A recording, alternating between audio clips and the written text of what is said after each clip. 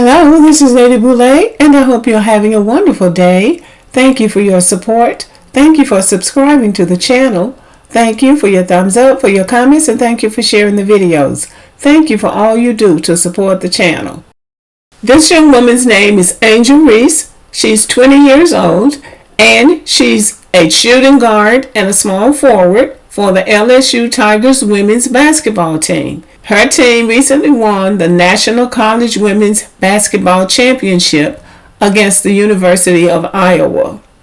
She has been in the spotlight and on the hot seat for some because of a gesture that she made during the basketball championship game in which her team won. But a young woman on the opposing team, Caitlyn, had made the same gesture a few games back, in which her team was winning, and she made the gesture, which simply means, I think, you can't see me or something. I'm not up to date on all these gestures, but she had made the same gesture. Now, the very same people who are criticizing Angel Reese thought that this white girl, Caitlyn was showing swagger and clapping back, and it was just wonderful when she did it. But when the black girl did it, when Angel Reese did it, it was ghetto. She was disrespectful. She was just showing what happens when you come from the hood. So they were just trying to demean her and degrading her, or making this into something way bigger than what it should have been. So you have to ask yourself, what's really going on here? Well, here's what's going on. The University of Iowa is a team of young white women, very good players. They were favored to win. So they've done really well because they made it to the championship game. LSU's team is made up of all black girls. So that's the difference right there. Now, they can call it what they want to. That's what it's all about. There's a white team versus a black team. And some people are sore losers, and it's not the black people. Well, I'm not saying black people can never be sore losers, but black people weren't the sore losers in this case.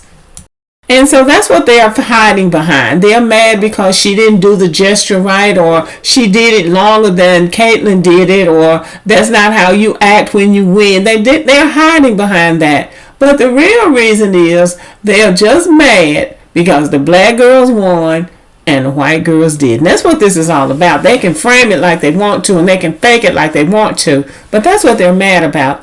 They had hung their hopes on the fact that this all-white girls basketball team was going to blow out the season, and they were the favorite to win. And now the black girl is supposed to behave like the white girls won. Angel's supposed to go over there and congratulate Caitlyn and tell her what a wonderful game she played, and then she's supposed to walk away with her head down like she lost.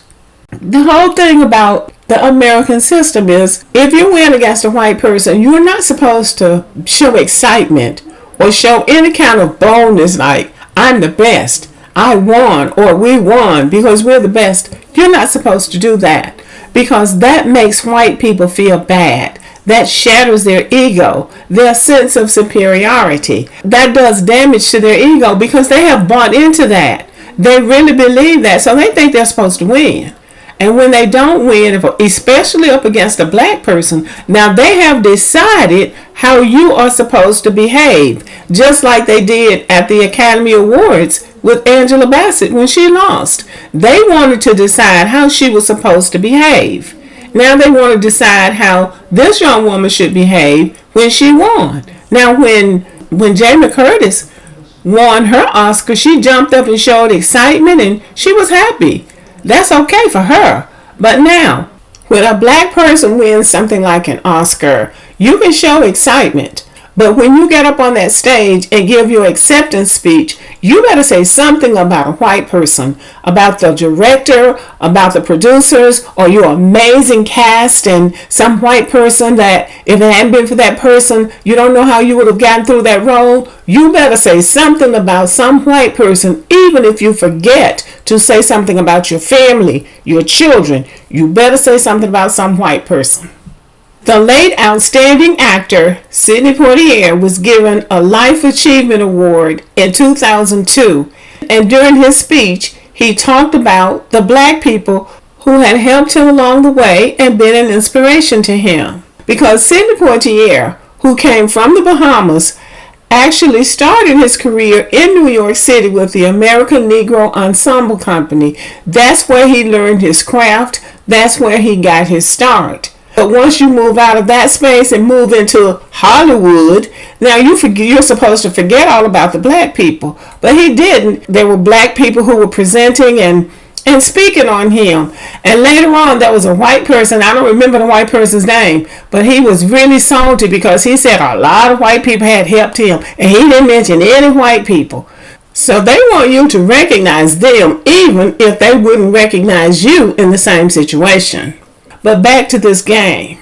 Angel Reese showed too much confidence. She showed too much bravado. She showed too much, I'm going to get a ring and you're not. She showed too much of that for them. And so they felt bad for this little white girl. And to show how strongly they felt about this, all white people who should have stayed out of it jumped in it, like Keith Olbermann. Keith Olbermann is a sports and political commentator and writer. He's well known in the sports world, and he's also known in the journalism world because he has hosted TV shows both on ESPN and MSNBC. Everybody thought he was a liberal until this came up. This is what he tweeted. "What an effing idiot." That's what he had to say. So this is Angel pointing to her ring finger, saying to the other team, she's going to get a ring. You know, that's a little bit of bravado. That's confidence because they won. That's what you do when you win. But look at what he tweeted. What a effing idiot. This is what he's saying to a 20-year-old college student who's excited and happy because she just won a championship. This is a man, 64 years old, and that's all he could think to say. Then he went on to add this. Doesn't matter the gender, the sport, the background. You're seconds away from a championship and you do something like this and overshadow all the good. Mindless, classless, and what kind of coach does this team have? Well, the kind of coach they have is a winning coach, that's what. But that's what he called her. He's calling her mindless and classless just over this gesture. It's not even an obscene gesture. All she's saying is, I'm going to get a ring. We're going to get a ring. That's the reaction, and that's because he didn't want to acknowledge that he was disappointed that the Iowa team didn't win. So rather than acknowledge, oh, too bad, next year maybe, or something like that, he's going to go in on this young girl. Now, in cases like this, and I'm going to be honest, or at least I'm going to speak my truth, generally and historically, when something like this happens with young blacks, and they do well, and they show any kind of confidence or happiness, white people will come in on them.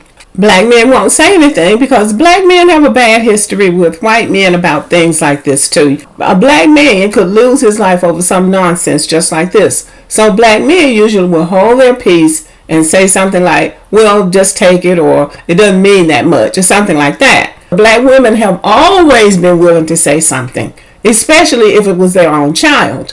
So that is one of the reasons why black women get the name a strong black woman or masculine, because black women will come in and say something just like they did this time on Twitter. Black Twitter, which is a lot of black women, dragged him for this. But this time, black men came in on it, and I'm really happy about that. And these were black men who have daughters, black daughters. So first, Shaq came in, and this is what he had to say. Show your dumb ass up. Leave Angel Reese alone. So that was just a few words, but it was enough. He conveyed his message clearly. And then Samuel L. Jackson replied to him calling this young girl mindless and classless. He said, thanks for reminding us what Lil D energy actually is, Keith. So see, they came right on, not saying a whole lot, not even threatening or anything, just putting him in his place. Several other black men and women came in on him about this, attacking this young woman. And so he was forced, I guess, to come back and apologize. So he said, I apologize for being uninformed last night about the backstory on this. I don't follow hoops, college or pro, men or women. I had no idea about Clark. Both were wrong. So now he's trying to say that he didn't know that Caitlyn Clark had made the same gesture. So that's how come you need to keep your mouth shut when you don't know. You jump in the middle of something and you say something insulting about another person. He's calling this young girl mindless and classless, and some of them were calling her ghetto and disrespectful, and this is what it's like when you come from the hood. They just went in on her, and they can call it what they want to. They're just mad because these white girls didn't win. And the First Lady, Jill Biden, was at the game and clearly enjoyed herself, and she was impressed with the game and with the Iowa team. Apparently that was her team, and so she wanted them to win, and they didn't. So she invited both teams to the White House. Everybody just had a fit over that because you don't invite the one that lost. Even the Iowa coach and Caitlyn Clark, where all of this is centered around, had to say that you don't invite the losing team. This is LSU's win. They're the one that's supposed to come to the White House. Jill Biden came back and apologized to the LSU team, but according to sources, they decided they weren't going to accept her apology. Now, I'm sure the coach and the administration at LSU will require them to come back and make some type of gesture of courtesy. One of the players on LSU's team basically said, we don't want to come to the White House anyway, and said, Michelle Obama, can we come to your house and celebrate our win? This is how disappointed they were in how people behaved. I'm glad that Michelle Obama was somebody that they could look to because they needed somewhere to plug that disappointment. And so that was perfect. Because that really was a slap in the face, you see. So I'm not sure how they're going to resolve that. But it's just tackiness on the part of these old white people that the young white people, Caitlyn Clark, is having to show them what class looks like for real. Because she has come out and said that she should never be criticized for what she did. I'm just one that competes, and she competed. I'm a big fan of hers. So that's what she said about Angel Reese. And that's class. That was class on the part of Caitlyn Clark. Now, Caitlyn Clark is using what I call good common sense. According to sportscasters, she's one of the best women's basketball players that we've seen. She is from Iowa. I'm guessing that she does not want to stay in Iowa and work on a farm or in a cornfield. She is looking at her future, and I'm going to make a wild guess that she wants to go to the WNBA. She wants to put her skills out there, make some money, make a name for herself. And when she gets to the WNBA, who's she going to be playing with? Black women.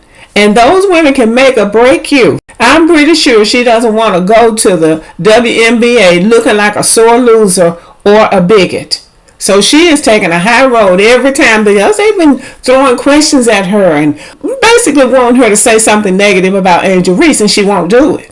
Because she knows that she'll see Angel Reese again because they'll both probably end up in the WNBA. Might end up on the same team. So what she's doing now is making herself look like a good team player. Even as some of these white people are trying to drag her into this bigotry, she won't fall for it. Because she wants out of Iowa. I'm going to make that guess because I know white folk that have come from Iowa. And they say it's cold out there. It's nothing going on out there in Iowa. And they don't want to go back. So I'm guessing she's going to be one of those white folk. So she probably has her eyes on the WNBA. And this little controversy is only going to make it interesting. So she handled it right. I think she handled it just fine. And Jill Biden, I'm pretty sure she doesn't know everything it is to know about. Well, Jill Biden ought to know better because she is a college professor. So she ought to have some idea about what's going on in college sports. She should have some idea about what the protocol is at the White House. You don't invite the team that lost, even if it's a white team, and even if you wanted them to win. You don't invite them to the White House. Caitlyn Clark had to tell her that, and the coach at Iowa also had to tell her that. And the coach, being gracious, said they would love for her to come to their arena at the University of Iowa anytime, but that it's not appropriate for the losing team to come to the White House. So they had to show her what class looks like. Because what she did was classless. What Keith Olbermann did was classless. And what a lot of other ones did was classless. And you're showing your true colors by showing the world that, oh, I'm so upset that this little team of white girls didn't win. that I'm just going to show my behind. And that's exactly what they did. But I'm proud of the LSU team. I'm proud of their win. And I'm proud of their bravado. I'm glad that they show confidence. I'm glad because if they didn't have the confidence, they wouldn't have won that game. I think Black America has done an excellent job of lifting them up and letting them know that we are proud of them. And what she did, even if she is from the ghetto, she's on her way now. She is on her way now out of the ghetto. Okay. So anyway, y'all, thank you for listening. Let me know what you think about the video. Subscribe to the channel. Give me a thumbs up. Leave a comment. Share the video. And as always, have a great day.